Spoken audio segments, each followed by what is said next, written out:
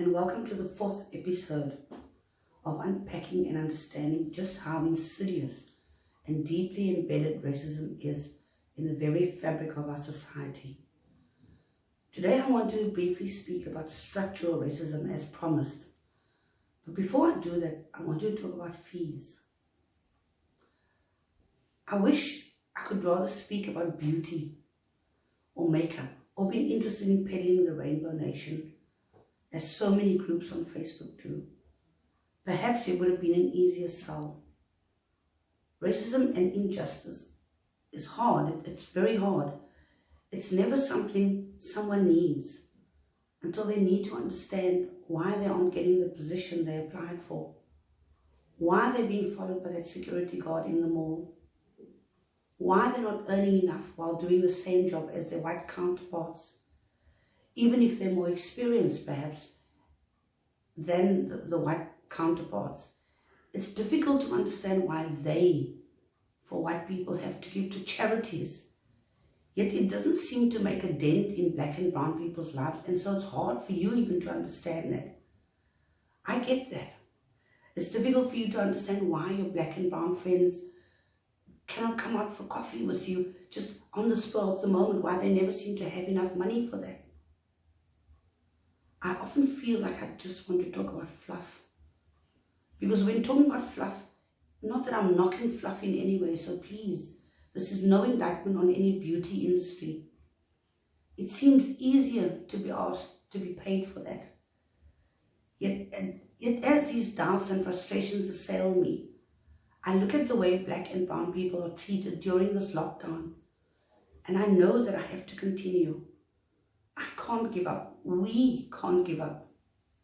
The reality is, though, that when we can't put food on our tables or pay our moderators at least some stipend so they too can survive, then we have to turn to our members and ask, please, can you assist us in paying the fees that's due?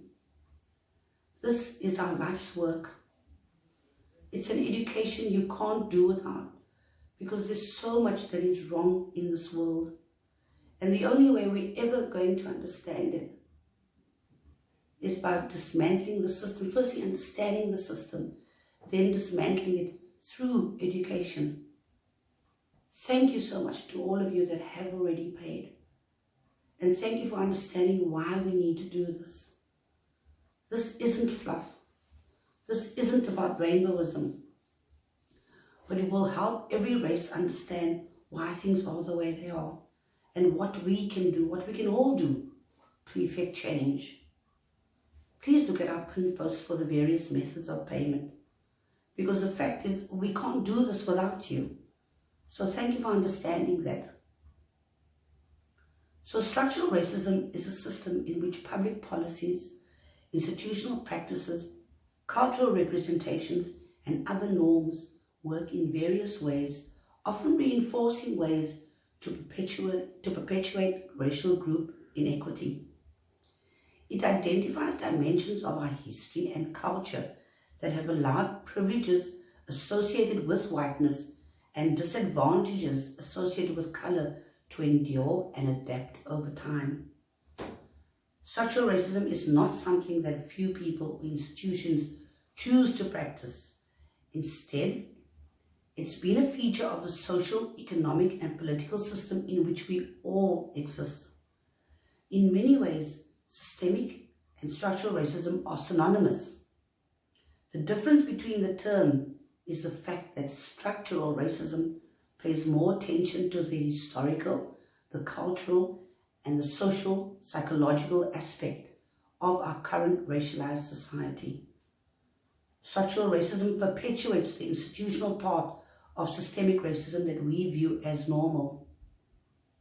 Structural racism is thus the silent opportunity killer.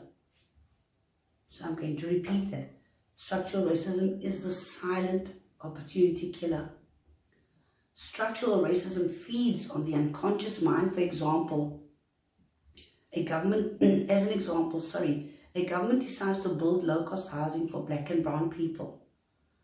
That low-cost housing is never close to convenient public transport, employment opportunities, public healthcare, good schools, and so forth.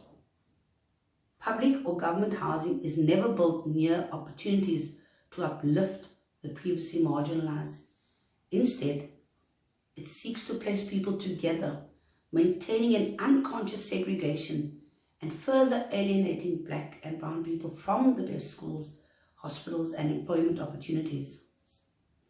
White neighborhoods, on the other hand, tend to oppose low-cost housing that's near their suburbs, or when people want to build near their suburbs. And though there's no visible sign that says to a black or brown person, you're not welcome, the unconscious signs are there by the refusal for people of color to be close to better opportunities. Now tell me if this sounds familiar. There goes the neighborhood. Oh, this neighborhood is gone to the dogs. So tell me how a neighborhood goes to the dogs. Because a family moves in there, unless, of course, you're looking at the color of their skin. White people move in and out of neighborhoods all the time. And often you will discover that when black and brown people move into a primarily white neighborhood, that white people will simply move to another suburb where there are not many of those people around. It's also the lie that's constantly peddled that crime increases the moment a black or brown family move in, as if they come along with their bag of tricks and the sole intention is to rob white people the moment they're asleep. It makes no sense that black or brown people will spend thousands on rent or a few million on a house in the suburbs purely to steal television sets or cell phones. Besides the fact that they could easily be identified because they're your neighbors. Be aware that you don't act unconsciously or in a way that lends credence to the racist systems we live in.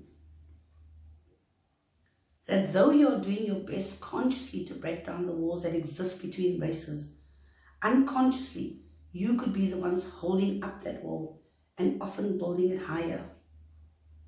It's scary, the type of things that we get used to. And unless we live consciously, unless we're mindful of people and mindful of the things we do, and realize that a lot of the things are habit forming or bias within us, it's the only way to change it. Next week, I'll be talking about cultural racism. Thank you so much for joining me this week. Stay safe and look after yourselves. Have a great day.